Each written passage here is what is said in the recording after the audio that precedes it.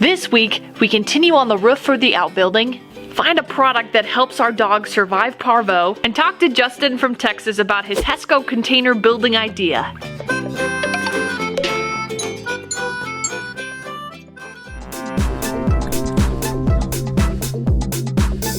We are going to begin puzzle piecing this roof together, getting the sheeting on. We've got all of it all lined up for us, easy access. And now we're gonna pop those little suckers up there and have ourselves a sheeted roof. It's like making a wooden bed with a sheet. Look, it reaches all the way over here.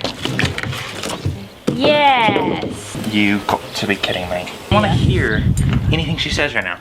I'm ignoring everything. Because he cut a board too short and he thinks it's my fault. She didn't tell me, so obviously it's, you know, she's standing over there looking at it. Out of curiosity, are you sure you want to do that? You say something about this. Why I tried to, but did you let me do this? Good leader always blames all the helpers. I'm going off the ladder and I'm never coming back. I'm done. I'm done with this project.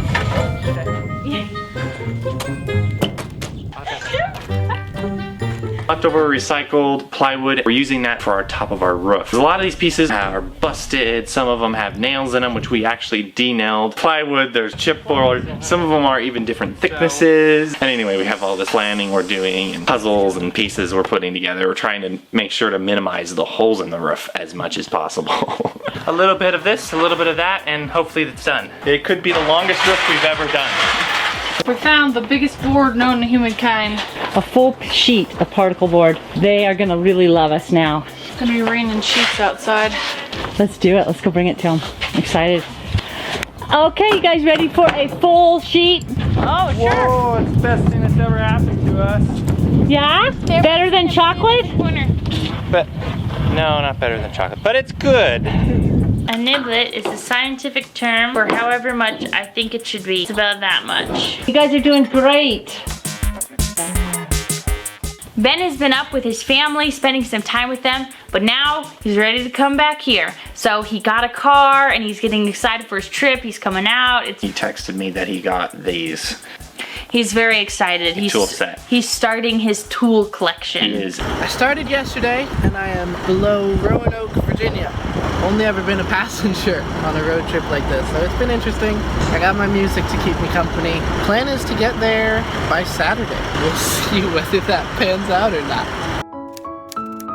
When they rushed Gisbert into the hospital and we had the surprising diagnosis that he had Parvo, we bleached the house everywhere after Gisbert because we were told that that would kill the Parvo. We just went all in. We did bleached everything. We bleached everything. Our house smelled like a swimming pool. It did. Like, I was doing a lot of research before he passed away on anything that could possibly help him, and I came across this product called Paxin. Paxin is a conglomeration of herbs and probiotics to help boost the digestive tract and immune system. And I was debating, should I at least buy some to have around the house? All of our dogs, we've gotten them at various stages of old or young or whatever, and we just were pretty sure that everyone had been vaccinated, but just on the off chance, so I did end up buying it. We had wanted to do this really special thing for Mom. We wanted to take Mom up to see her mom for Mother's Day. Friday morning, like really early, like 1 o'clock, Bullet threw up, and then just for like precautionary reasons, we wanted to kind of take him in that morning before we left on this 3-day trip. So we went ahead and we took him in, and they were like, he's 3 years old. There's no way he has Parvo, but they're like, well, we'll check him anyway. And they checked him and they were like, oh my gosh, he has Parvo. Yeah, they were just as shocked as we were. So we were left with two options. We could take him into the hospital, which was thousands of dollars, tons of antibiotics. It's not 100% he's gonna live, but I mean, it could easily be a $10,000 price tag. This is just out of our budget. There's just no way. Or we had the Paxin and they were willing to send us home with IV to keep him hydrated. From our understanding and what we were told by them and from our research, that's super important.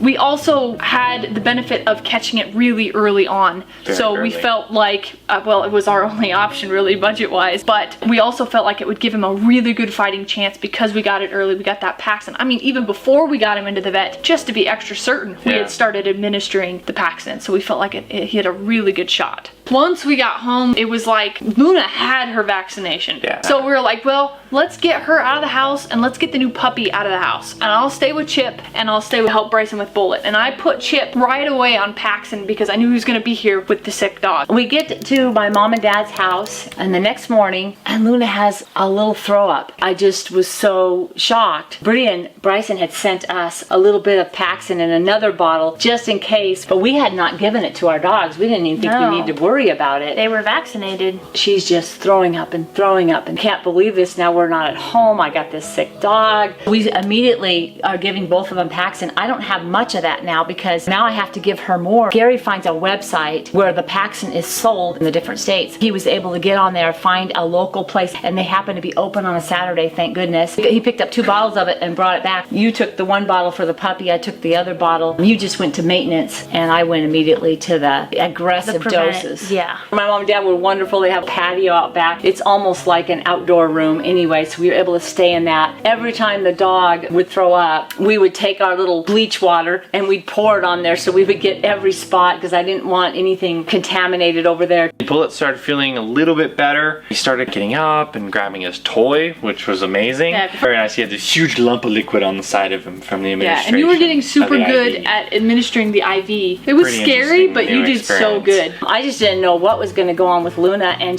because she had thrown up so much, I really think that she needs to have her fluids replaced. I had tried to give her a little bit of Pedialyte, but she couldn't keep it down. She really needed to be hydrated, and Bryson had IV, so I started calling around some places in Nevada there, was able to go and get the subdermal IV and administer that to her. When we were there at the hospital, it's a smaller hospital in a smaller town. So she was like, okay, you're gonna come over, I'm gonna show you how to administrate this IV. And she walked me through it on how to do it. And then later on, when we found out that Dad needed to administer an IV, I quickly looked up a video. Nobody to walk him through it, but we sent them the video and Dad was able to do it. It's actually surprisingly very easy to do. We might not have needed the IVs. We might have been able to just wait for the next day and just given her Pedialyte every hour. There's this little instruction manual that comes inside that Paxton and tells you how to make electrolyte water. Very clear on what to do. And she was like a tablespoon of water every hour is what she needed. Saturday night, Chip, he starts throwing up. He's so lethargic he can't even move. We had him on the Paxton though, so we upped we the did have him doses on like what they Paxton. say on the Paxton, and he slept super good that night. He wakes up in the morning and he's like he's That fine. night? He was eating. It was like a completely different dog. Clearly Parvo, and going down the next day, up and around and moving. I was so shocked. He got over the fastest, and he was on the Paxton real early. The next morning when we wake up, I wanted to give her another IV, but Gary now, he'd taken off, headed out to Texas. So I recruited Shay to do the IV. We watched the video. Dr. Shay watched the video. We got it in, but it was cold and it scared her. And then after she freaked out, I was like, nope, I'm not doing that again. I'm just gonna do every hour she's getting a tablespoon of Pedialyte. I think that was her favorite part of the whole thing. What we would do is we would open her jaw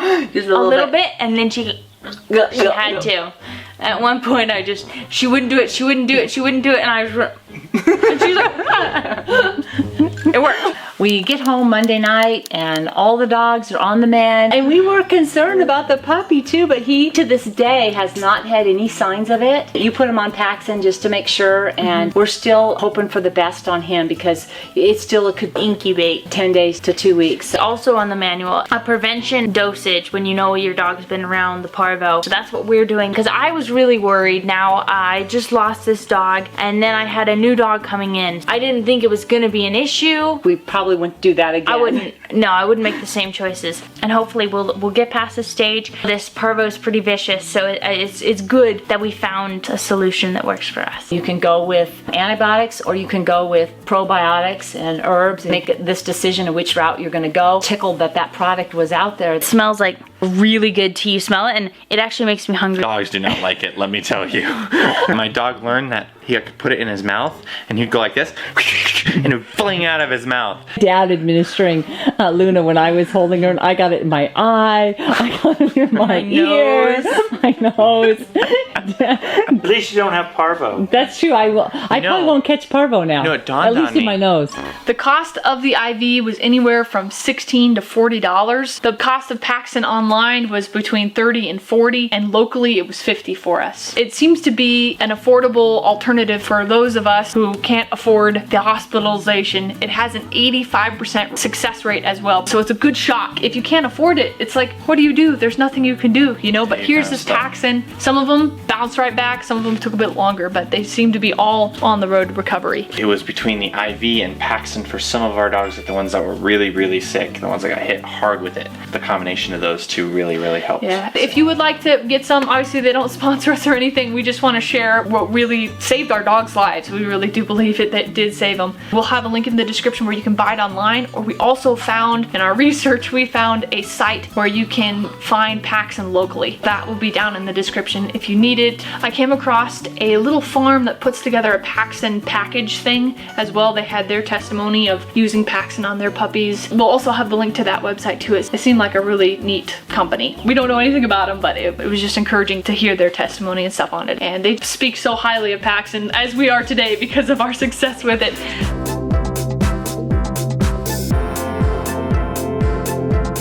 We've been very careful not to step on. He stepped on and went through. I didn't fall all the way through, just a leg. So now we have a skylight. I will admit, Yeah, hello. we've got some pretty sturdy plywood up here. Relatively confident I cut that right, but apparently I didn't. This board has to be the same size, so what am I doing wrong? Wow, look. All you had to do was maneuver it in that perfect way and it fit. No cuts required. Yeah, isn't that beautiful? Last piece. Ta-da! Okay, now it's time to do some trimming.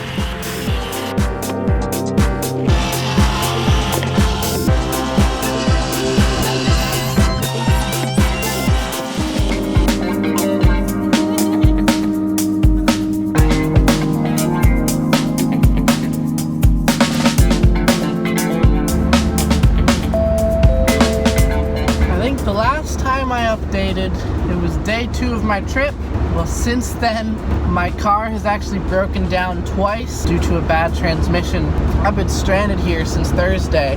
Took it to a transmission shop. They finally just got it fixed today. Looks like everything is running smoothly. Plan is now, hopefully gonna make it to Dallas. After Dallas, it's the home stretch, and I will make it to my little homestead. Things are looking up. Things are looking really, really good.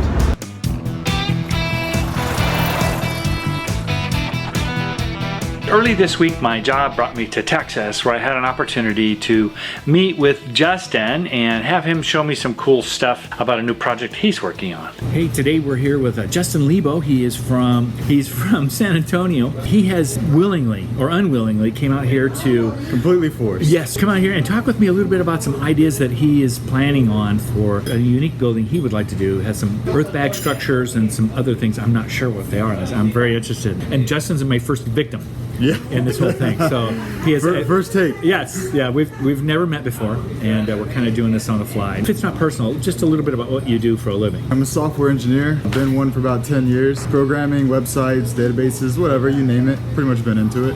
We're looking at a picture of something that you created on what program do you use for this? So I just made this on SketchUp here. Okay. And the idea is, if you've ever heard of them, to use the Hesco containers, which is essentially those big, cubicle things that you see filled with sand with the galvanized wire wrapped around them, and use them as a potential way to build a structure, like a foundation of a structure. And the idea that I had with these is not really to save money. These are not that expensive, like you can get them from China relatively cheap, but really to save labor. So I was thinking about building one of these things kind of on my own as like a one-man job, and filling those things with sandbags. Like, I've seen how they did it with the coffee system and all that. That would work, but that sounds like a lot of work. The containers set themselves up, they stand upright, perfectly empty. That is so cool. And then you can get a loader or a bulldozer or something and just backfill it in, and they're filled up in a matter of minutes. Then the bags go on top is what you have going on there? Right, so let me show you pictures of them. This is the military using them. Oh, the military uses them. Yes. That's a great idea. Yeah, Okay. there's a wall that they have made of them.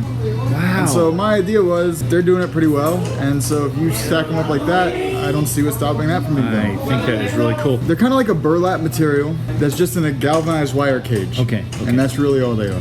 Okay, so now you have these little white areas on top. Is that plastic or sand? Well, that would be sand, but you Representative could. sand, okay. I mean, you could do whatever. Now, there were some complications that I was possibly thinking about. Like one thing, I guess if you lived in a very wet area, that sand in there could probably slosh around a lot more with so much volumetric room than like inside of a sandbag. Okay, yeah, because we tamp. Right. Can you tamp these, you think? You probably could tamp them, Okay. and it'd probably be best to maybe do it in layers. Okay. Like only put in, you know, a few feet of sand, tamp it, 3 feet, tamp. That makes sense. But I don't know exactly how stable they would be compared to the regular sandbags, and I've never seen it done. Are they like 4 feet Yeah, square? that's a scale to a person, so about 4 to 5 Wow. feet. Oh my gosh, okay. And how tall are they? Is that about 6 Well, feet? you can buy them whatever they want. Okay, so looking at this, we're looking at a pretty cool setup here where you're using sandbags across the top. Right. And it looks like some purlins that you're going to have for a roof. Is that right? Yeah, so okay, the idea with the sandbags across the top is it would let me essentially remove 2 of these Hesco containers there and use that as like a door archway. And then I could have, you know, kind of a raised roof here and put whatever, either regular roofing or some alternative that we can come up with. This is a very cool idea. How long would it take you think to put something like that together? Well, you can see YouTube videos of trucks unloading these things in about a minute. Oh wow. If you have a loader, again, you can fill it up with loader very fast. Backhoe, anything like that. If you're gonna do it by hand, you're gonna be moving a lot more dirt than you would those sandbags, but you have a much wider mouth to fill it in too, so I guess it just depends on the speed of your workforce. And then you're doing the gable ends, which are the side ends of this thing. Right. And the regular, looks like earth bags. In order to get a little bit of a raised roof, Sure. to use the regular sandbag, but then I won't have to stack so many of them. Do you tie them together in some way too? Are they welded together? Or So how do you? I guess you can. Okay, So there here I they can are. see where the Army did this in a very sloppy manner. And you can see how they didn't level this off or anything, and they still seem to just kind of sit on top of each other. Sure do. Too high. Even without being leveled, right? Too high. So it looks like too high is definitely safe. At 3, you're probably pushing it. What do you suppose one of those goes for? If I read it right, they go about $8 to $10 a pop. Really? Yeah. If, my God. If I read the units, and I don't quote that, Yeah. please. Don't come to me and I say found it for $20. You're wrong. Your insulation level is amazing. You could easily coat that with a cob or a stucco. Right. You almost have the or- wire there already to get your. Oh, right. that's absolutely cool. Are you going to build it with the turrets and everything? Yeah, 50 no, cal it sitting on every includes it corner? includes a turret. Like that's those are load-bearing turrets. Oh, load-bearing Yeah, turrets. absolutely Okay. necessary. Okay, excellent. Well, this is a really fantastic idea, and very excited to come all the way out here from where you were at. Oh, absolutely! to, It was to do this. So appreciate it. amazing very much. meeting Gary here in the flesh. Oh my gosh, in the flesh. In the flesh. It's a incredible. ghostly, some ghostly character out there. So. He's no longer just on YouTube. I am a real person with flesh and blood. So at least that's what Shelley says. So that's a good thing. Yeah, he's flesh and blood. I believe her now. No, okay. Okay, well again, thank you, Justin. Appreciate you. Thank you, Gary. All right. Really nice meeting you. Yeah, nice to meet you. If you'd like to give him some feedback, he would sure like to hear about it. So go ahead and leave some comments and we'll go ahead and get those all forwarded to him. It looks like I might be traveling again. I'll be in the Memphis area there in Tennessee. So if you've got some major projects going on, something you want to show me, let me know and let's see if I can't get out there to see what you're doing in your area. So my dog was a little too small for the halters that we had. I cut him this little piece of fabric, nicer than a collar because it supports him. It looks like one big oval with 2 ovals cut out of it. And this goes under his chest and belly, and these go through his arms and up to the top. And it's denim, and he's weak enough he won't rip it. It's the second thing I made him. A soft pouch, and it holds his body, and then he can put his head out if he wants, or he can completely tuck in and he can sleep. Come on, little man. I didn't realize I would need to carry him around full time. I don't think you need to do that. I think I just want to carry him around full time. I needed this pouch chip. puppy. I needed the pouch puppy. And that's the perfect comfortable spot to have him. It is. It's my papoose. Is it him? I'm gonna say yes. No, it's him. You made it! What is this? Did that come with it, or did you put that on? That's actually something I found at the resort, just on the side of the street. And so I said, when I get a car, that's going on there. Several people have honked at me, and I don't know if it's because I'm a bad driver or because they saw the sticker. Welcome, man. Hello, hi. Good to be back. You made it safe. Okay. A while back, we got a comment about cutting aluminum cans and taking them and using them as sheeting, metal sheeting for the top of a roof. This is a road paved in blood, sweat, and cans. And so I did a little bit of research, and it seems like they're using it for dog houses, but I don't see a problem with using it on a shed like this. So I think that's what we're gonna end up doing, is cutting all the aluminum cans we have, making sheets out of them. If you have any other ideas about how we could do the roof, definitely post a comment down below.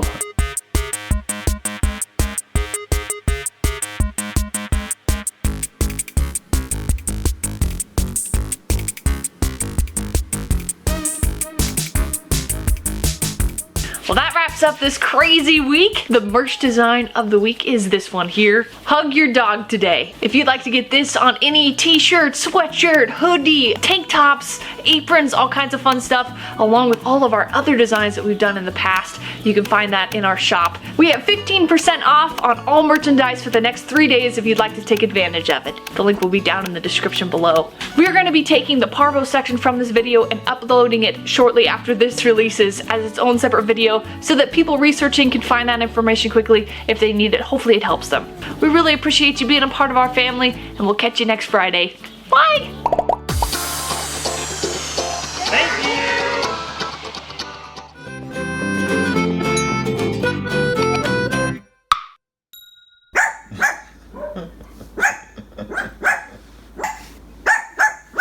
See, it's not alive, Chip.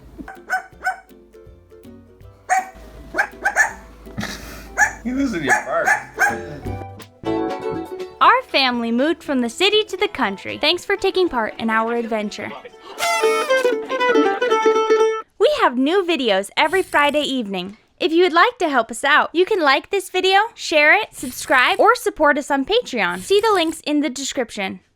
As a pro tip, if you want to get your dog to eat when they're not eating, ham will do it. But the salt doesn't go down well. They drink a lot, and more importantly, they pee a ton.